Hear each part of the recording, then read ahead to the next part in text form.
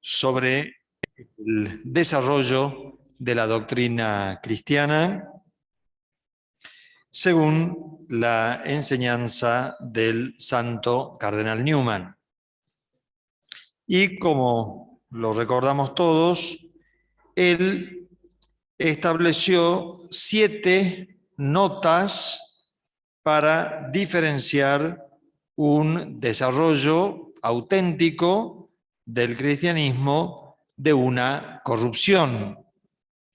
Él sostenía que todo desarrollo auténtico de la doctrina cristiana, del cristianismo, cumplía con estas 7 notas, que las hemos ido viendo, estudiando a cada una de ellas, hasta llegar hoy a la última, que es el vigor perenne.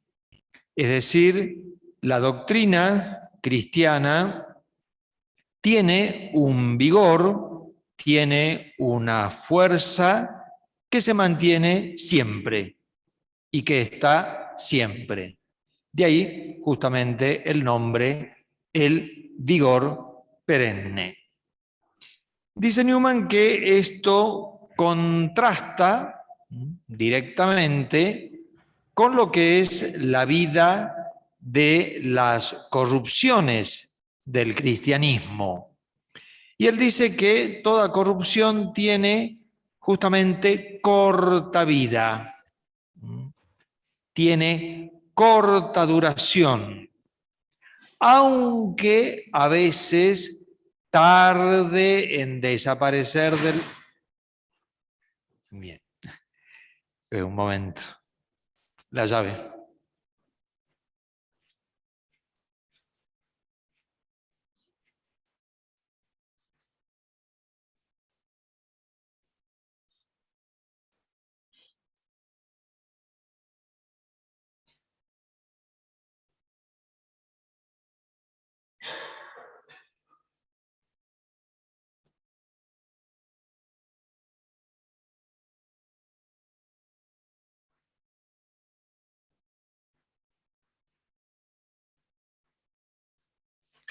Perdón, no es la primera vez que nos pasa en el curso que cierran la puerta y con estas puertas antiguas no tienen picaporte.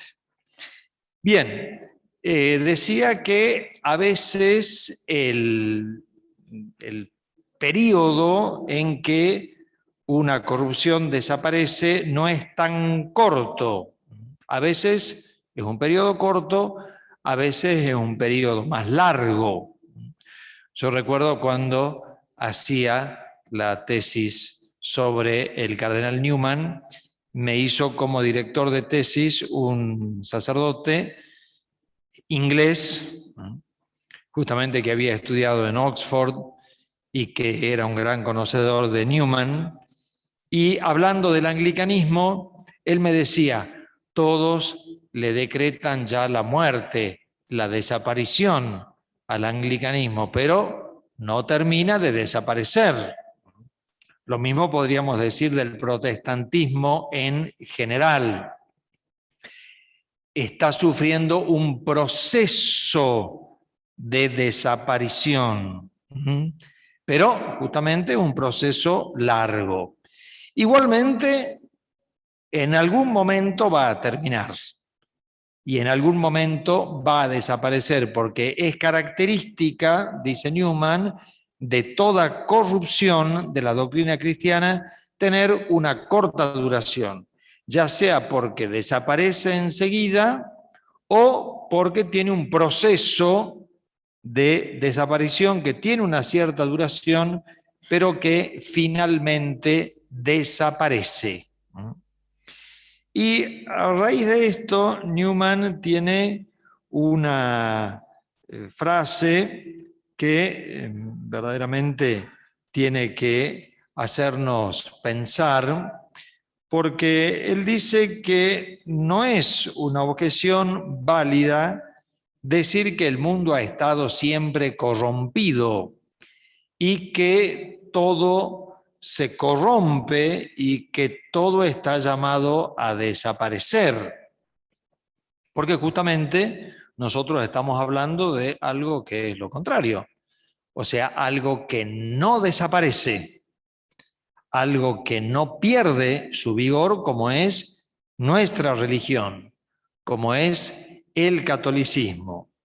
Y tiene esta frase que nos tiene que hacer pensar a todos.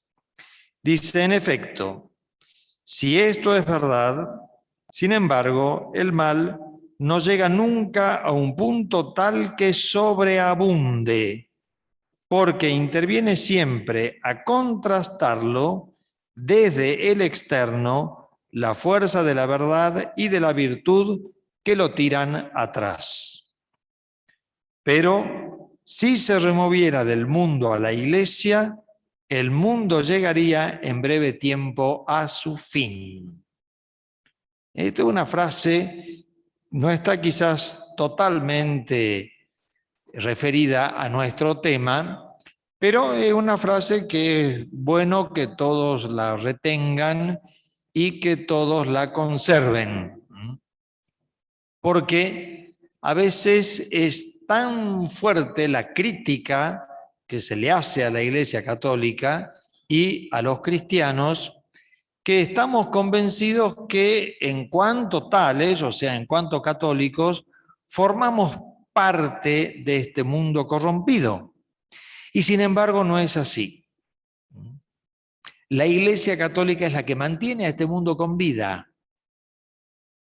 Y cuando ella sea quitada de en medio, entonces este mundo llegará a su fin.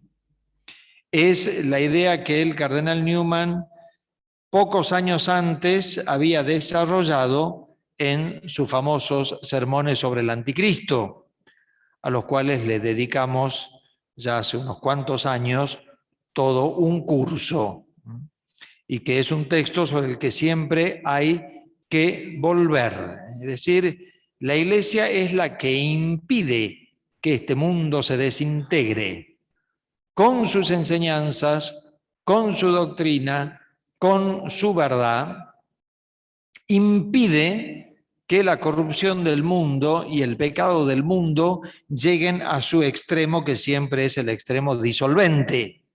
El pecado conduce siempre a la muerte y a la disolución de este mundo y de todas las personas. Por eso entonces un estado de corrupción se diferencia de un verdadero desarrollo en que el estado de corrupción termina pronto, tiene un carácter transitorio, en cambio el verdadero desarrollo dura para siempre. Por eso dice Newman, una corrupción, si es vigorosa, tiene breve duración, acaba rápidamente y termina por desaparecer. Si después aún perdura, carece de vigor y se disgrega. Esta ley general nos da un nuevo medio para determinar el carácter de los desarrollos del cristianismo, que suelen llamarse católicos y que han conservado su vigor siempre. Bueno, y como hace Newman con las otras notas, comienza a dar ejemplos históricos. Recuerden que la prueba que Newman da de cada una de estas notas, una vez que las ha enseñado, por decir así, en abstracto, es la historia. La historia para Newman juega a favor de la Iglesia Católica y la historia demuestra la autenticidad de todos los desarrollos que el catolicismo ha ido haciendo a lo largo de su historia. Y dice Newman, si consideramos la serie de siglos en los cuales el catolicismo se ha conservado, la severidad de las pruebas que ha enfrentado y todo lo que ha sido la historia para la Iglesia Católica, si no tuviera este carácter de verdad, dice él, la Iglesia hubiera saltado en pedazos. No les leo todo el texto, que por otro lado va a estar disponible para el final del curso, pero verdaderamente que tiene razón. Por algo, por ejemplo, un sacerdote argentino, el padre Alfredo Sáenz, verdaderamente un docto, él ha escrito una historia de la iglesia y le ha puesto este nombre sugestivo: La nave y las tempestades. Es decir, como la iglesia es como una nave, a veces incluso pequeña, y va en medio de las tempestades, en medio de las tempestades. Cada uno de los tomos de esta historia de la iglesia que ha hecho el padre Sáenz es justamente una tempestad, algunas más grandes, otras más pequeñas, algunas más intensas, otras más débiles, pero todas tempestades que han hecho lo imposible por hundir a la barca. Y la barca no se hundió, es lo que dice Newman en este texto. Más bien, si ha existido una religión o una filosofía viviente, esta es justamente la del catolicismo, vigoroso, enérgico, persuasivo, progresivo, va creciendo, va fortaleciéndose. El catolicismo no se encuentra ni adormecido ni estacionario, ni siquiera en este momento, dice Newman, que era un momento de crisis. ¿Qué diríamos hoy nosotros? ¿Qué diríamos hoy nosotros? Y sin embargo, ahí está la columna firme, fundamento de la verdad. Si todos sus desarrollos hubieran sido una secuela de corrupciones, la Iglesia no estaría hoy en pie. Como dicen algunos historiadores, ha soportado todos los embates de afuera que verdaderamente han descargado toda su artillería contra la Iglesia, pero también ha soportado toda la problemática interna. Y Newman también lo dice acá en este texto. No solo las tormentas que le han venido de afuera, sino también las tormentas que ha tenido por dentro. La nuestra, que estamos viviendo en este momento, no es la primera. Y posiblemente no sea tampoco la última. Newman, que era un gran conocedor de la historia de la Iglesia, sabía que las cosas eran así. O como dice otro historiador, si no lograron destruirla a la Iglesia sus propios miembros, sus propios jerarcas, sus propios jefes, por decir así, quiere decir que hay algo más en la Iglesia que un simple grupo humano, que una simple institución humana. Quiere decir que en ella hay otra fuerza, que es la fuerza del mismísimo Cristo. Por algo la Iglesia es el cuerpo místico de Cristo. Dice, si no hubiera sido así, sería un milagro que iría contra todo lo previsible, que se hubiera mantenido siendo, digamos, una secta falsa, siendo una secta que ha corrompido el cristianismo. Newman da muchos ejemplos. Dice lo que han sido las persecuciones del imperio contra la Iglesia. Finalmente el imperio se convirtió. Lo que fue toda la influencia del paganismo en la Iglesia naciente y la Iglesia se defendió. Lo que ha sido todo el culto de los santos, ya lo hemos visto este tema, que amenazaba con introducir el paganismo en la Iglesia, y la Iglesia no se equivocó en nada gracias a su férreo dogmatismo. Lo que ha sido todo el desarrollo de su teología y de la regla monástica.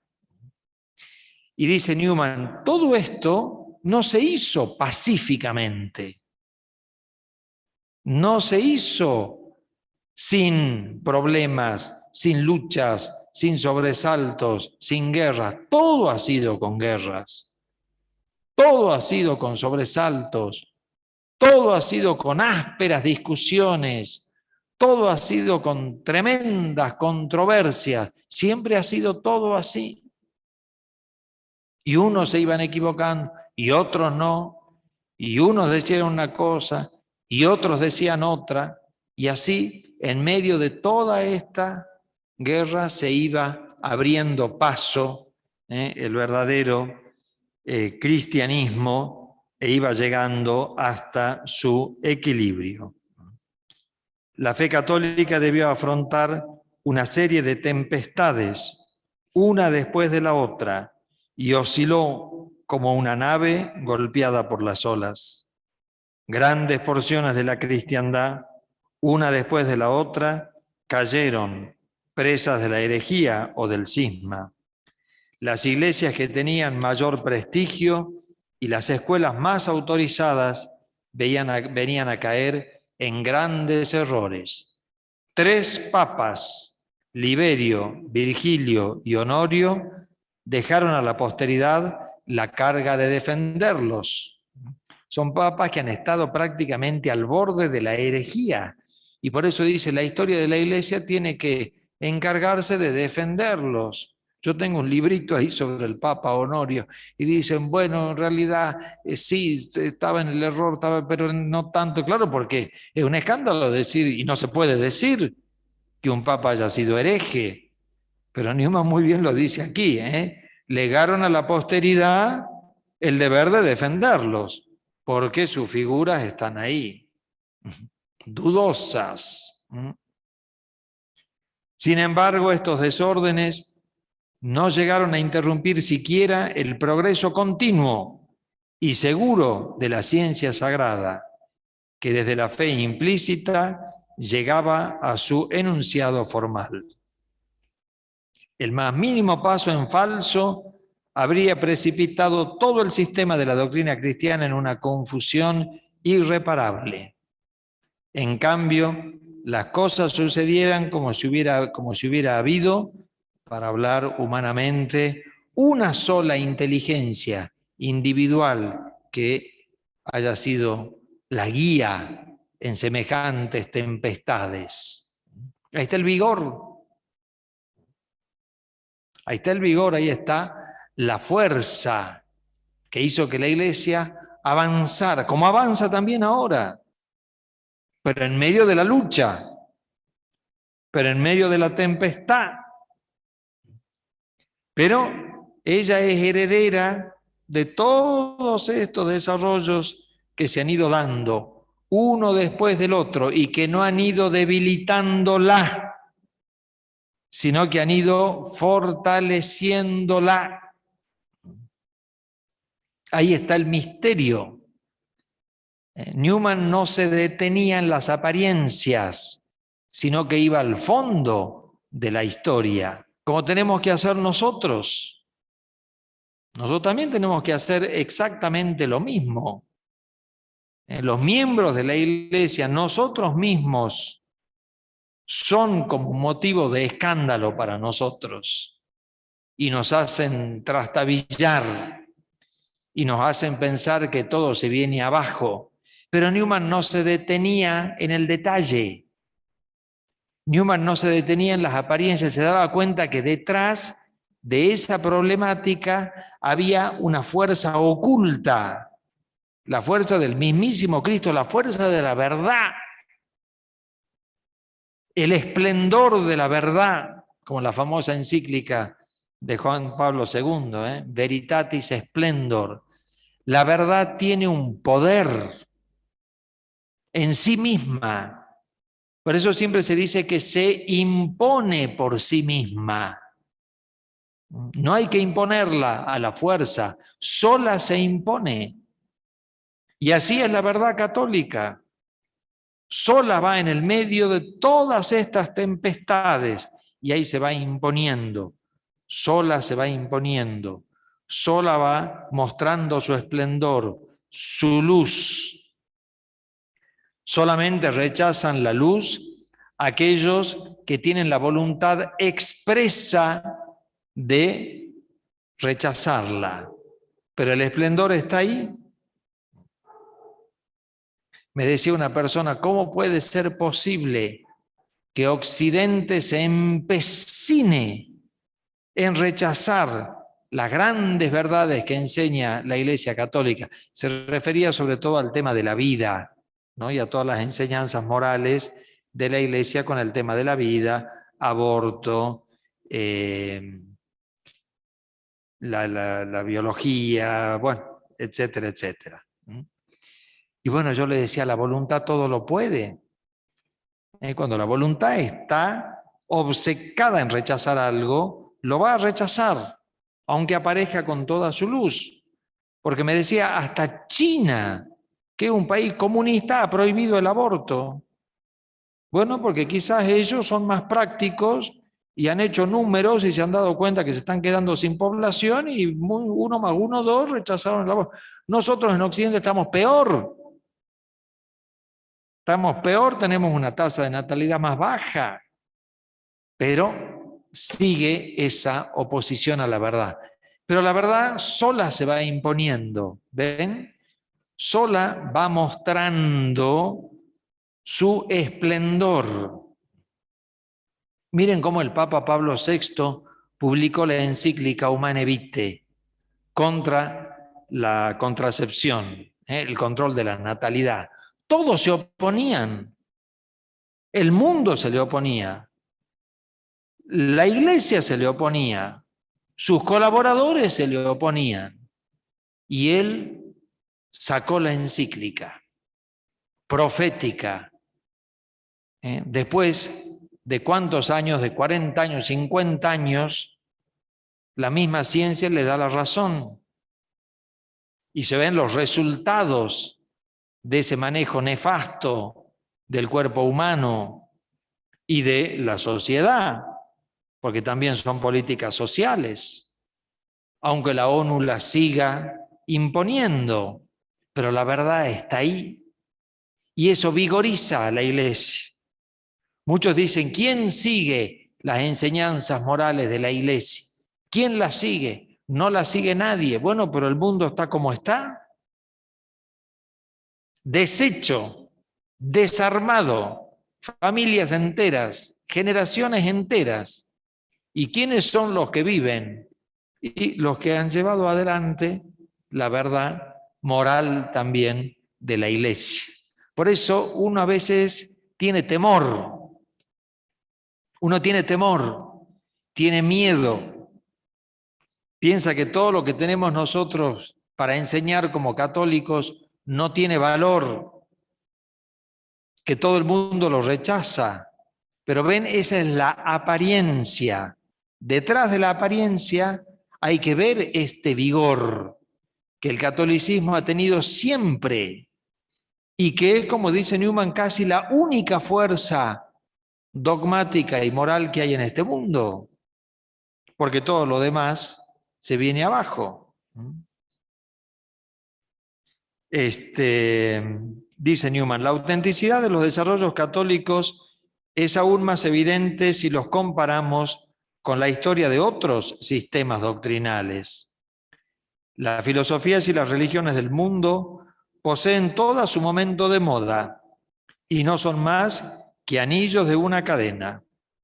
La que toma el puesto de la otra es a su vez suplantada por otra, como todas las modas. Como todas las modas, pasan. La mejor forma de que una cosa pase es que esté de moda. Por eso también cuando vienen las modas a la Iglesia Católica, no le prestemos atención, por eso está condenado a morir. Nosotros tenemos que estar con la Iglesia de siempre, no lo que aparece de moda. Cristo es la novedad y es siempre nuevo. En cambio, solo la religión católica no ha tenido limitaciones. Ella sola ha sido siempre superior a toda contingencia y ella sola puede hacer lo que las otras no pueden. Si fuera una mentira o una corrupción, como los sistemas humanos, sería débil como ellos. En cambio, puede verdaderamente comunicarles a ellos una fuerza que no poseen. La Iglesia puede sacar el bien del mal, o al menos no recibir del mal algún daño. Recordemos que esto el Señor lo dijo expresamente, ¿no? Les dijo así: aunque beban un veneno mortal, no les hará ningún daño. Por eso ustedes tampoco no se dejen llevar por todos esos videos sensacionalistas que dicen: ya la iglesia explota, ya la iglesia se hunde, ya la iglesia termine, ya está desapareciendo. El 8 de diciembre, prepárense para el 8 de diciembre. Estupideces, estupideces. Es gente superficial, no conoce la historia de la iglesia, no lo sabe, no sabe que Jesucristo ha dicho: aunque beban el veneno mortal, no van a desaparecer. Quizás parezca que ya se va a hinchar, como alguien que ha sido mordido por la serpiente. Pero dice Newman, con la mano arrojará el reptil sobre el fuego y no le hará ningún daño. Recordando lo que le pasó a San Pablo. Porque a San Pablo le pasó eso en la isla de Malta cuando llegaron con ese naufragio espantoso. Y él agarró la leña y la serpiente se le clavó a su mano. Todos pensaron que moría en ese instante y él tiró la serpiente al fuego y no le hizo ningún daño. Ningún daño puede acaecerle a la iglesia. Ningún daño puede caer sobre ella. Hay una promesa divina que la preserva de todo mal. Las puertas del infierno no prevalecerán contra ella. Lo dijo nuestro Señor Jesucristo. Es la promesa de la indefectibilidad. ¿Y qué fortaleza le da? Ustedes dirán: bueno, pero es que fulanito y menganito y el otro, bueno, pero son miembros de la iglesia. Y en la medida que ellos se aparten del dogma católico, de la moral católica y de la gracia de Dios, no están dentro de la iglesia, están fuera. Y la promesa está dada a la iglesia, no al que está fuera de la iglesia. Recordemos siempre nosotros eso: el pecado mortal no solo corta nuestra relación y nuestro vínculo con Dios, también corta el vínculo con la iglesia. Cuando yo peco mortalmente, no solamente pierdo la vida de la gracia y pierdo la caridad con Dios, sino que pierdo también la relación con los otros miembros de la iglesia y pierdo lo que se llama la comunión de los santos. ¿Me entienden? Entonces, por eso nosotros tenemos que ver más en profundidad. Hay una promesa sobre la iglesia. Dice el salmista: hemos atravesado el fuego y el agua. No es posible imaginar pruebas más tremendas y diversas de aquellas que ha afrontado la iglesia sin sufrir daño. El catolicismo, como si hubiera pasado indemne a través del Mar Rojo o en los hornos de Babilonia. ¿Recuerdan la historia de Sadrach, Mesach y Abednego? Metidos dentro del horno, no les pasó nada. El pueblo elegido pasando en el medio del Mar Rojo, no le pasó nada. Fue un bautismo. Dice: así han sido las pruebas de la iglesia. Pero ella, con un vigor, con una fuerza indestructible, ha ido pasando todas las pruebas, todas, y pasará también la última, ¿no? Esto Newman no lo dice acá, pero lo dicen los sermones sobre el anticristo. también pasará la última prueba. La pasará, que va a ser la peor. Porque la última prueba necesariamente tiene que ser la peor. Eso está anunciado por el mismo Cristo. Pero la iglesia se mantendrá fiel, aunque sea un pequeño grupito, ¿no? Aunque sea un mínimo rebaño, pero ahí va a estar. Y cuando nuestro Señor aparezca en gloria y majestad, estará la iglesia perseguida, pero estará allí, esperándolo y recibiéndolo. Porque además, como él mismo ha dicho, la va a abreviar a esa última prueba. Porque si no la abrevia, van a caer hasta los mismos elegidos. Pero ahí van a estar. Ahí van a estar. Como en el horno de Babilonia o como atravesando el Mar Rojo. Dice, miremos la historia. Miremos las persecuciones del imperio pagano, del imperio romano. Miremos lo que vino después, su conversión, la libertad de culto, la organización eclesiástica, las órdenes monásticas de las que ya hemos hablado. Miremos lo que fueron las invasiones de los bárbaros. Muchos creían también que la iglesia desaparecía y comenzó la época de la cristiandad. Miremos todas las controversias en torno al dogma más grande del cristianismo, que es el de la encarnación, y cómo la iglesia salió victoriosa, definiendo bien ese dogma de Cristo, que sigue siendo luz para todos los teólogos hasta el día de hoy. Miremos lo que ha sido el peligro sarraceno, el peligro del Islam, que sigue amenazándonos hasta el día de hoy y ha encontrado férreos testigos de Cristo. Pensemos en los famosos monjes de Argelia, todos martirizados, degollados por el Islam. Tenemos que tener paciencia con los teléfonos. Es el que está transmitiendo, por eso no lo podemos apagar. Bien, dice también, miremos los siglos oscuros, la lucha por las investiduras y las controversias de la cultura. Gracias. Que fueron seguidas del nacimiento de la monarquía cristiana y de la teología escolástica.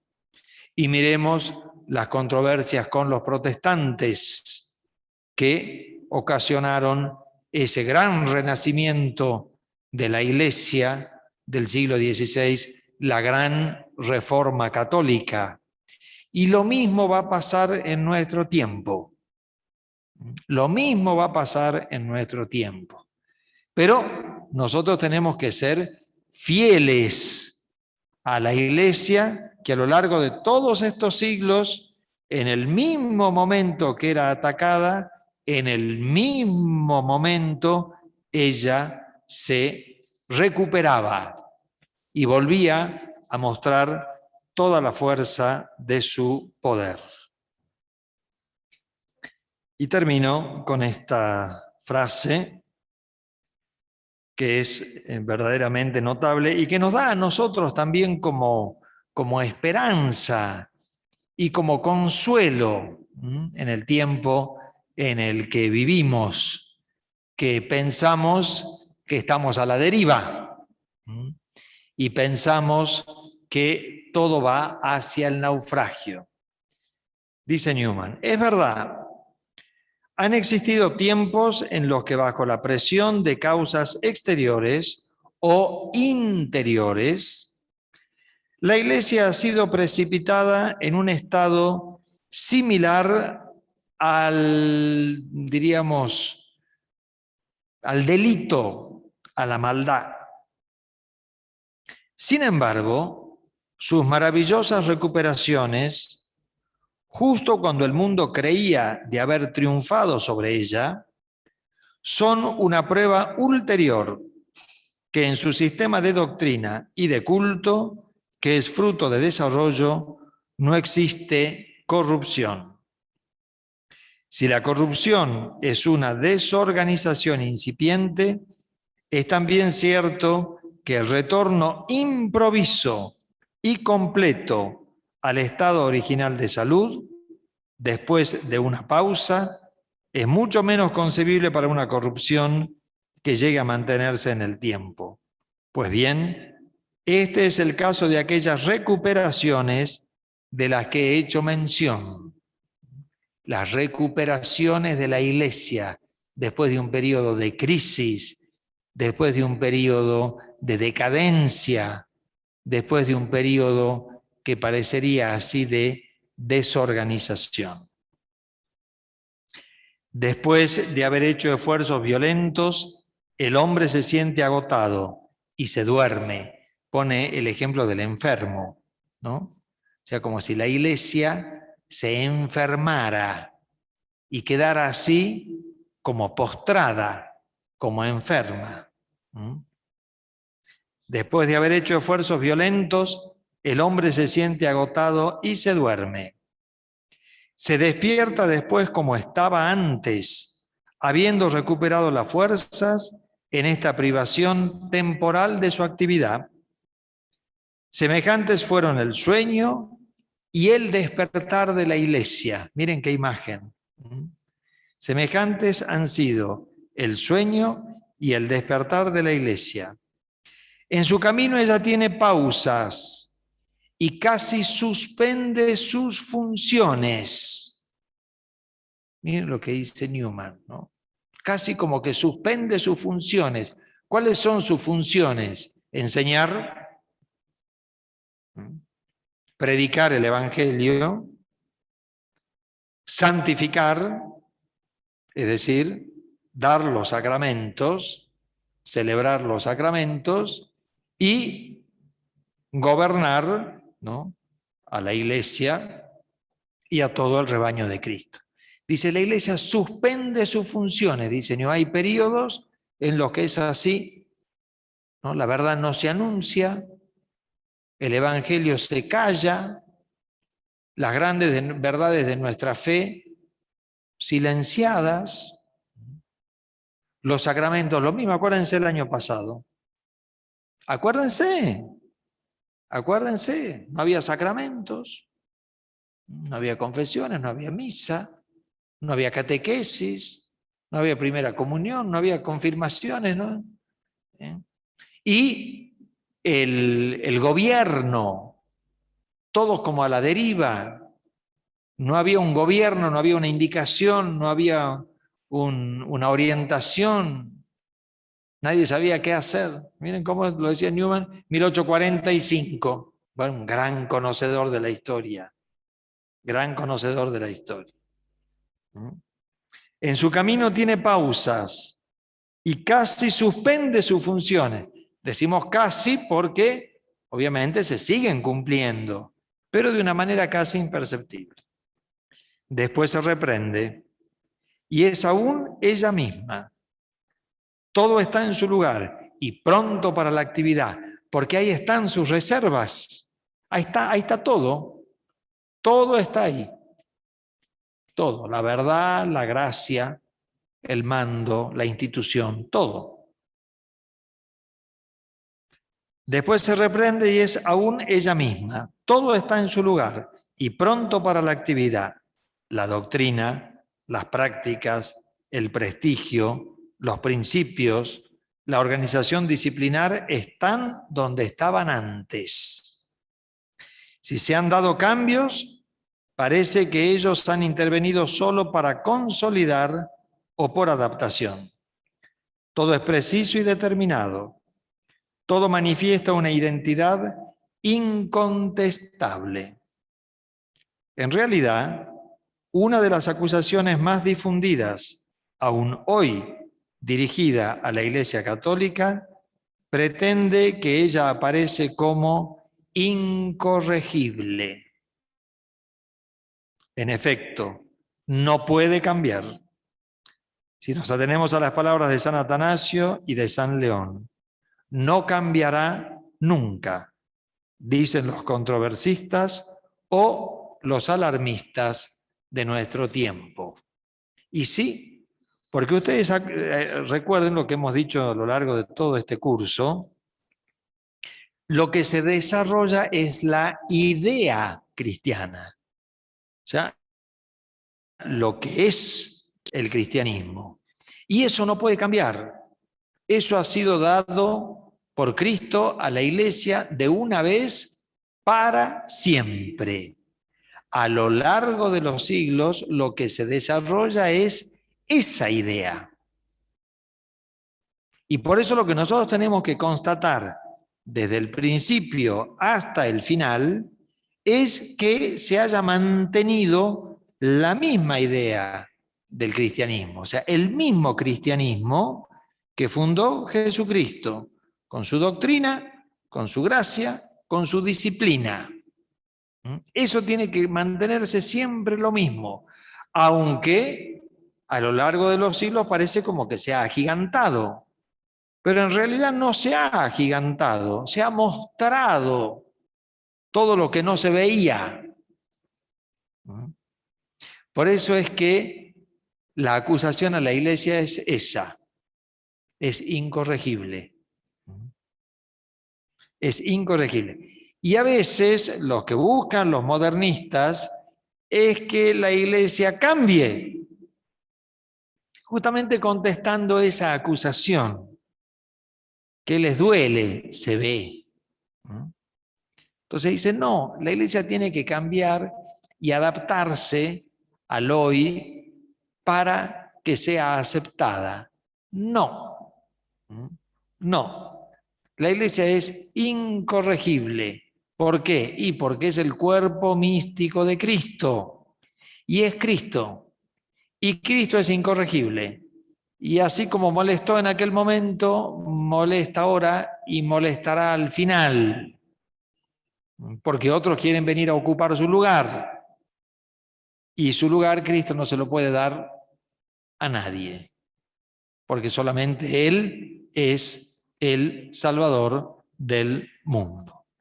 Entonces, concluyendo,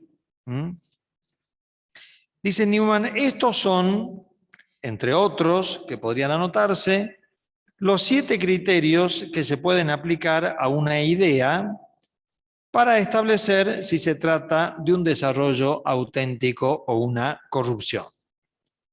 Lo que es necesario acertar es la unidad y la identidad de la idea con sí misma a través de todas las fases de su desarrollo, desde el principio hasta el fin.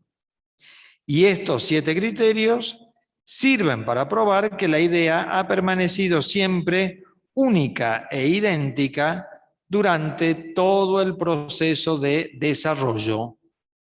Es decir, que esa doctrina que nosotros profesamos hoy es la misma que Jesucristo enseñó a los apóstoles. Para garantizar toda su peculiar unidad substancial, la idea debe mostrarse una en su tipo, que fue la primera nota. Permanencia del tipo. Y Newman mostró que la Iglesia Católica ha sido siempre la misma, desde que Jesucristo la fundó hasta el día de hoy. En su sistema de principios, la continuidad de los principios del cristianismo, siempre los mismos, a lo largo de todo su desarrollo.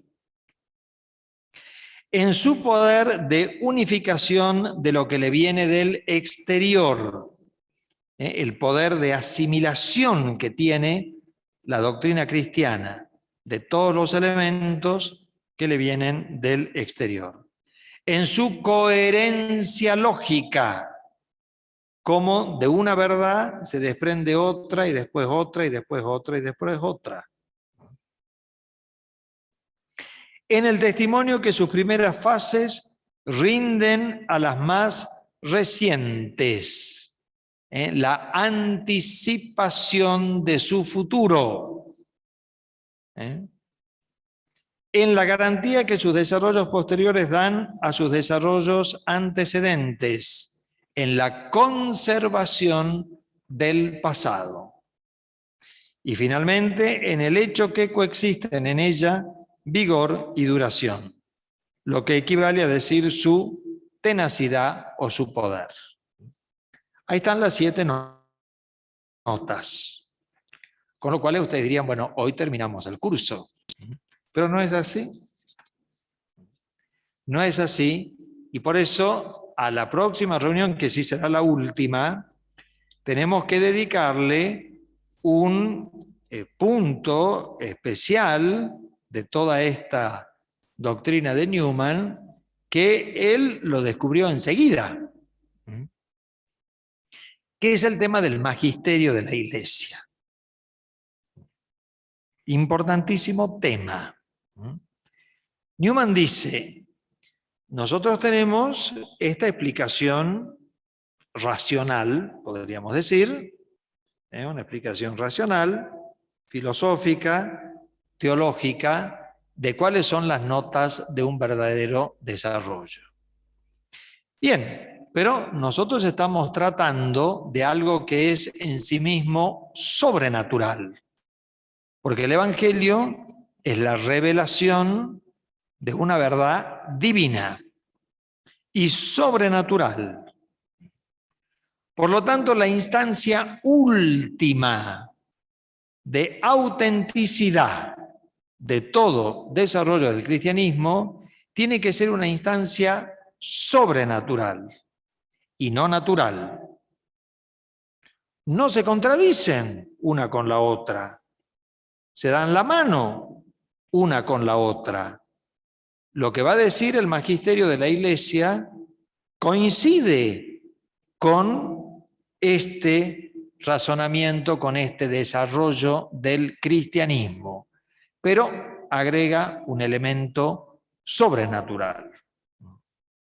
Por eso cuando yo digo, el Papa define un dogma, pensemos en el último que ha sido definido, la asunción de la Santísima Virgen en cuerpo y alma a los cielos. Ahí tendríamos que hacernos la pregunta. El Papa lo ha definido en virtud de toda esta demostración, en virtud de que se cumplen en este dogma, la asunción de María en cuerpo y alma al cielo, estas 7 notas de las que hemos hablado, o el Papa definió este dogma por una especial asistencia divina. Ven, por eso a este tema de las 7 notas tiene que sumársele el tema del magisterio de la Iglesia, que es importantísimo. Entonces, los dejo con esta inquietud que, si Dios quiere, podremos desarrollar en nuestra última reunión y con eso terminar este curso que tiene que ser para nosotros también un curso que nos confirme en nuestra adhesión a la Iglesia Católica. Bien, hacemos la oración final y les pido después de la oración unos minutos de atención porque quiero dar algunos avisos más de tipo prácticos para la última reunión que tendremos el primer domingo de diciembre.